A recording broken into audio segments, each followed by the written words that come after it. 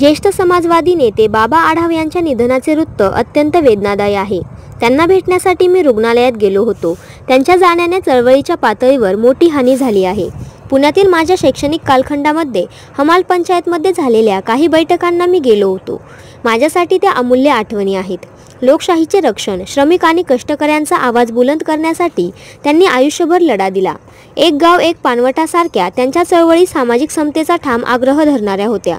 संयुक्त महाराष्ट्राची चळवळ, गोवा मुक्ती आंदोलन, आणीबाणी विरोधी संघर्ष, महागाई विरोधातील आंदोलन, नामांतराचा लढा ते अण्णा हजारेंच्या आंदोलनापर्यंत त्यांनी सक्रिय भूमिका बजावली।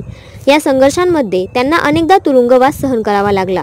कष्टकरी वर्गासाठी त्यांनी विविध संस्था उभ्या केल्या, पतपेढ्या स्थापन करून त्या टिकवून ठेवल्या। श्रमिकांचे प्रश्न शासन दरबारी पोहोचवून त्यांना न्याय आणि हक्क मिळवून देण्याचे महत्त्वपूर्ण कार्य त्यांनी केले। शेवटच्या श्वासापर्यंत त्यांना लढवय्या स्वभाव आणि समाजवादी विचार कायम राहिला। वयाच्या 93व्या वर्षीही EVM विरोधात आंदोलन करणारे बाबा आढाव हे संघर्षाचे जिवंत प्रतीक होते। त्यांनी दिलेला विचार आणि मूल्ये पुढे नेणे हीच त्यांना खरी श्रद्धांजली ठरेल।